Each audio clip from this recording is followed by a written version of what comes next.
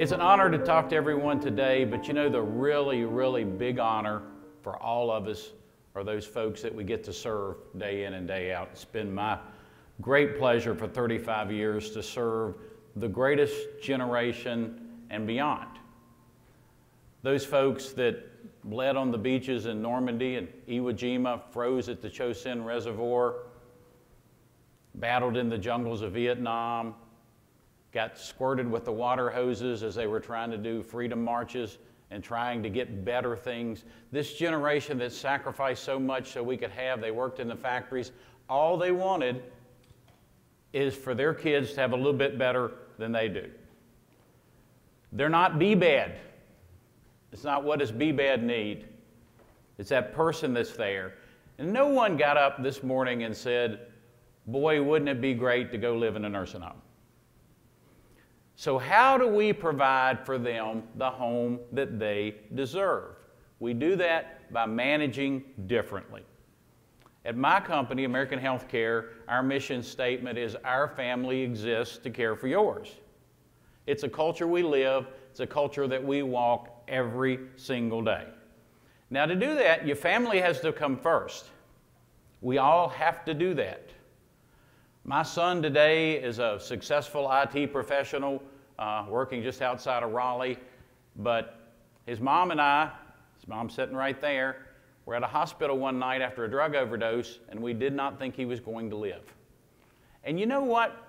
When those moments happen, it's not about how many hours I worked or did we get through the survey or all those things. That's always got to be first. It's got to be first for us. It's got to be first for each of you, but it's got to be first for your team. So you let them put family first, and the rest of this will work out. You know, the job needs to be second. Now, we don't want to be third behind their other job or the concert they're going to go to or the other thing. I get it. But let them keep family. So how do we get this culture? Well, at home in the morning, you could possibly have a little bit of a bump. How many of you at home have at least one other person, spouse, kids, whoever, could give you a bump before you get out of there? Raise your hand. Well, that's a lot of you, and the rest of you either living alone or having a perfect life, so God bless you for that. But my wife raised her hand, so I'm thinking it must be the pugs or something, because clearly it wouldn't be me. But you could have that bump or traffic or whatever on the way in, and you come in and you arrive at work, and things are not just quite perfect. But no matter how frustrated you get in the morning coming in, you've got to leave that on the front porch and come in and bring positive energy to your building. And you do that by circling your building. Before anything else, circle your building, look for a tear in the eye, a CNA that looks like maybe she's not having a good day, something going on, something in your building somewhere that needs your attention. You've got to do that before stand-up. You've got to do that before you sit down at your computer. Now, at our company, we require the administrators to do one report a month. Now, we have a lot of people come to work for us and they say, well, I have to do 3 a day. Well, not anymore. You do 1 a month, because I'm not going to get you on the floor. You're not going to have the time to get out there and achieve all of these quality things we're all trying to get to unless you have time to touch your staff. Now, you need to be able to feel your building. Now, I don't know about you guys, but I can walk in McDonald's or Burger King or wherever, and I can feel the staff there. I can literally see if we're having a good day or a bad day. I can see whether we like the manager or not. You can feel all those things. If you start focusing on that, you realize it's very natural to walk into a workplace and feel what's going on. So before all of that other stuff in the morning, say good morning to me, circle around, smile. Those things are easy. Those things are easy. Let me give you an example. It's shift report. 11 to 7's finishing up, 7 to 3's coming on. We've got the CNAs there, the Disney music's kind of playing in the background, right? Does this sound like your facility? And the birds are singing, the squirrels are running around on the desk, and all of a sudden, there is this tremendous flash of lightning, this clap of thunder, and here she comes. The wallpaper starts to peel off the wall. It's kind of outdated, so it's not necessarily a bad thing, but the wallpaper's peeling. As she goes by, the flowers wilt and come over. 2 more steps, mama's grabbing their children and running to safety. And then she arrives at the desk. The birds fly off, the squirrels fall over dead, and everybody's got a bad start to that. How many of you ever worked with that person before? Raise your hand if you ever worked with that person. Mama isn't happy, nobody's going to be happy today, right? Now, for those clinical folks, raise your hand out there. How many of you? All right, y'all are all familiar with OPD, right? OPD, obnoxious personality disorder. How many of you ever worked with someone with obnoxious personality disorder? Maybe, right? Yeah. We can't have it. We can't have that negativity in our building if we're going to accomplish these things that we're trying to do. So I am telling you, if it comes out of your stand-up meeting, it's going to go only one place, and that's to the staff.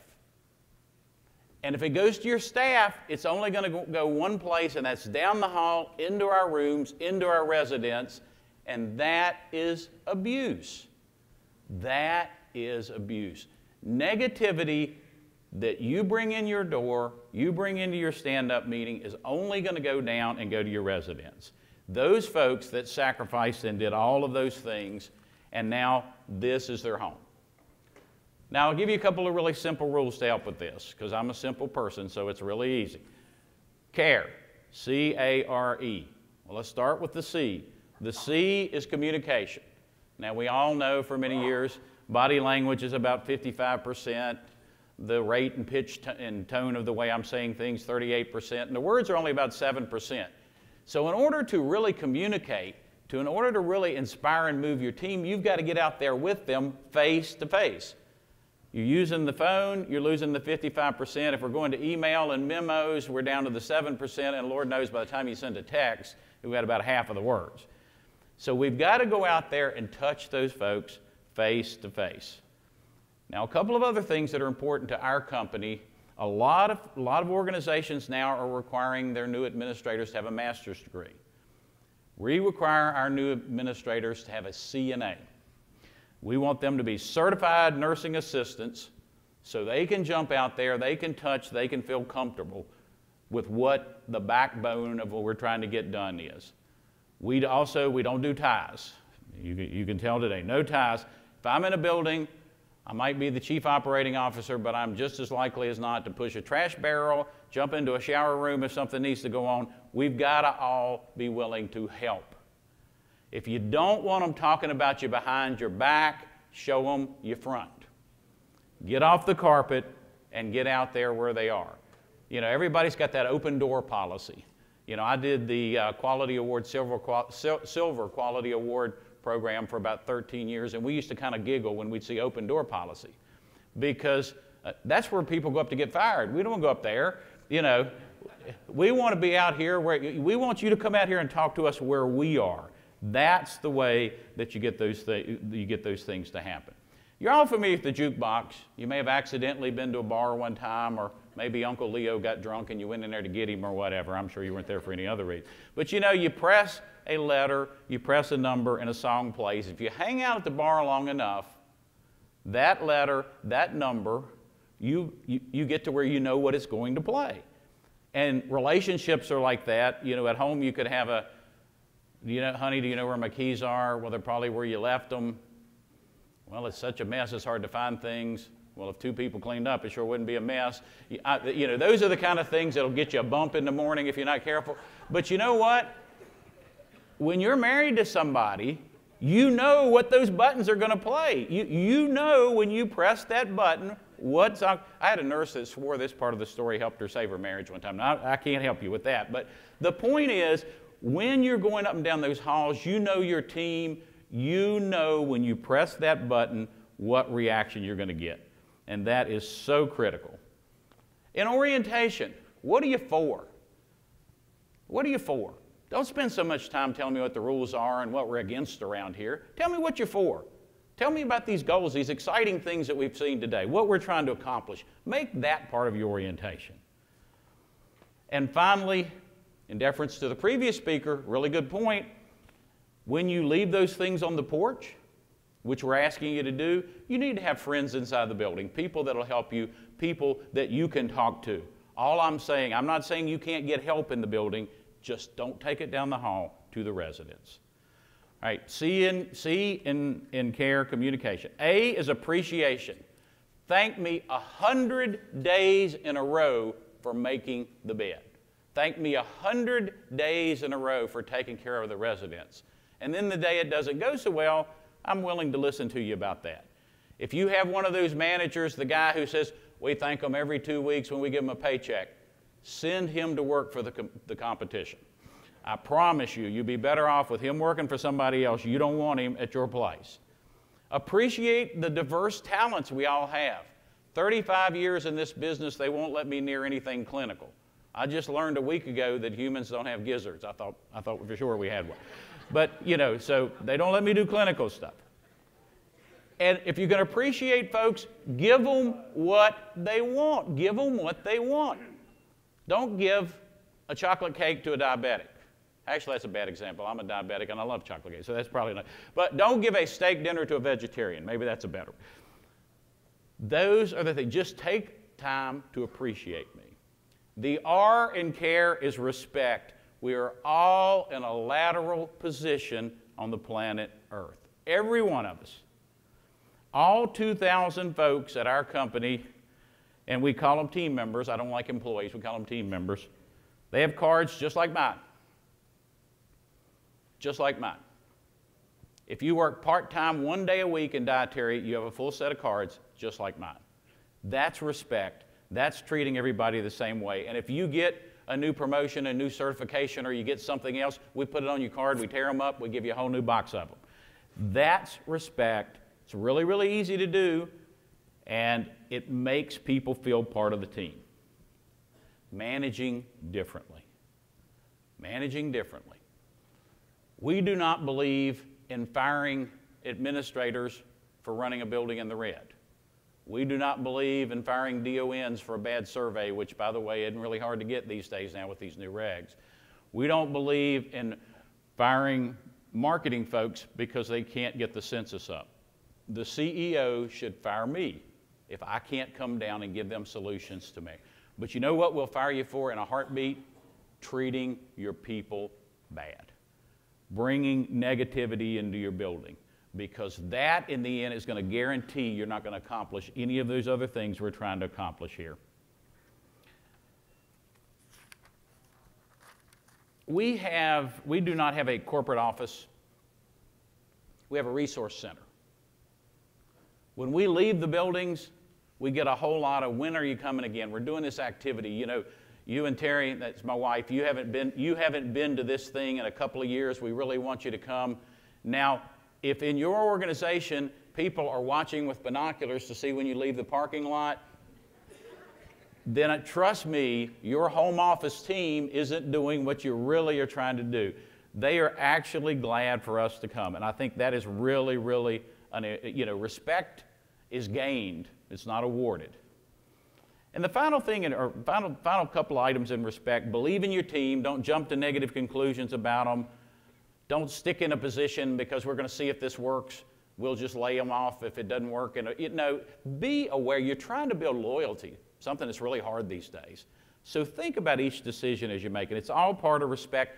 And finally, under respect, if somebody's hurting, if they have had a death in their family or something's going on, you reach out and touch them. Nothing will make folks believe in you any more than you reaching out and touching them when they're hurting. That is such a critical thing. The last letter in care, E, is empowerment. I will always work so much harder on my idea than I ever will on yours. Manage differently. I have been pressing for 35 years for a CNA career ladder. I've worked with it in 2 different organizations. We should have a national initiative about a CNA career ladder and a structure for CNAs. I think that needs to be on my tombstone. But it is the backbone of care. I'm going to give you a really quick test. Those of you administrators, DONs, real quickly, if you had a building or you're in a building now, think about it. You can probably very easily think about the 4 best CNAs you have. Not that hard, right? You can probably think about the 8 you have that maybe aren't so good. The 8 down on the other end of the list. You already know where I'm going with this. I'm going to take you 4 good ones on one end of the building. You're going to take the 8 on the other end of the building, and I am going to provide dramatically better care on my end than your end. They're not all created equally. Good example here with plenty of snow. We see the snow's falling up in the east right now, and we've had a lot of snow issues. You get 2 foot of snow, what always happens? Well, you've got this lady who gets up 3 hours early. She's coming across 4 mountains, has to fight at least 2 bears. She does all of this. When is she at work? An hour early, right? Or 30 minutes early. You have that person? And then you got the guy that lives in the house that's connected to your parking lot. Your lot's here, and his house is right there. And the administrator's looking out the window. I can't get in. I can see you. I'm looking in the picture with you. There you are. See me? Here we are. I can't get out. I can't get out. Yet, you know what? We always want to pay those folks the same. You've got to give some opportunity for growth and reward to people that are allowing us to provide this care. You know, CNA leaders versus your nurses. We're doing good to get our poor nurses to get the meds and treatments. So they got all this stuff on it. They're trying to get the meds and treatments done. They're coming down the hall. We got explosions and things going on over here and pillaging and here they come. And what are we doing? We're asking them to handle all these other things. Are you telling me you can't trust your folks to do bath schedules and do those other things? Come on. You know, in large facilities, you can have a DON of CNAs. I've done that a couple of times. Find their passion. Make that part of the career ladder. If we want these quality things we're talking about, we can get it with our CNAs and be willing to pay for it. We have sections with difficult handling, with leadership, with wounds, with survey issues. You know, you come in, you don't want just the DON running around when the survey team arrives. Let's have everybody going out there trying to solve this. I can give you 50 different things that you can put in that career ladder. And every time you get a new advancement, every time you learn one more thing, I'm going to throw your cards away and I'm going to replace them with new ones. Really quick example. Years ago, we redesigned the shower room, and of course we named them spa, right? I mean, there's a new thing there. They were all spas. My grandma, who died in my building at 99, called it the car wash, and that's probably a better analogy. But we had changed the car wash to the spa. And so they said, here are the plans, and these wonderful, sophisticated folks have designed this. And it's like, no, I rolled the plans up. I walked over to my CNAs, and I rolled it out, and I said, is this going to work? And my lead CNA looked at this, and she looked at it for a little bit, and she said, no. She said, Greg, have you seen my butt? Well, you know, we got to be careful with this. So it's like, I knew you had one. If I was ever behind you in a hall, I may have seen it, but I didn't. I promise you my vision didn't linger, but yeah. She said, all right, forget that. I'm just telling you, my butt isn't going to fit behind that tub the way it's lying there. It's like, okay, we got that. We redesigned it. Empowerment. Manage differently. Trust your team to help with these things. Have them help with the hiring. How many times have you CNA said, well, I don't know what the DON was thinking. I could tell she wasn't going to work when she got out of the car. I don't know what, you know, right? But they'll tell you that, but you've got this opportunity to use that. Involve them in the hiring process. Involve them. Let them be a mentor. Let them be a part of this. Mix them in with orientation. You know, sometimes we find with orientation we're afraid to use the newer folks, but they remember what it's like to be new. We have Millie that's been doing it for 35 years like me, and she's showing you how to do the bath team and all this behind the back and 2 at once and all those things. And your new students are there because they're just shocked at old, wet, wrinkled, and naked, right? If I want to know what that looks like, I can look in the mirror in the morning. But anyway, manage differently. Find my passion. I try to change job descriptions around all the time.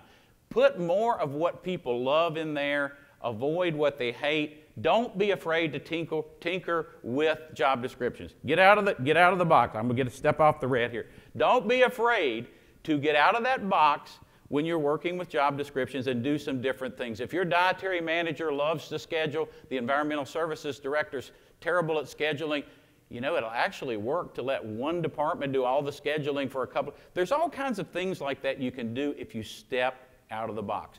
Interview everybody. You're going to meet all kinds of talent here the next couple of days. Keep talking to folks. I just made up a top of the level, top of our org chart position and hired it a couple of weeks ago.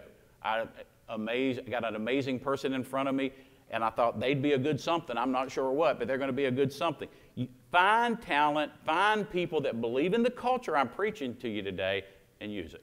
So to wrap up, C is communication, A is appreciation, R is respect, and E is empowerment. We'll put a PS on there for passion and spirit. Our family exists to care for yours. My late mom used to always tell me before I'd start a new job or I'd meet new folks or whatever, you go in there and you make them like you. Well, you know what? If you come in that building every day trying to make folks like you, you can really make a difference. So in the end, how does all this work? Well, the administrators, once they happen to leave our organization and go somewhere else, they very quickly learn, oh, Lord, they really do have to do 3 reports a day. I'm coming back over there where I have to do 1. When people know it's hard to get fired, they'll be loyal to you. But our bottom line in our organization, our net income has gone like this. It's gone like this for the last 5 or 6 years, and it's done that, and it proves you don't have to be cold-hearted to make a profit. Do the right thing, and you will like the results. And don't be afraid to manage differently. Thank y'all so much.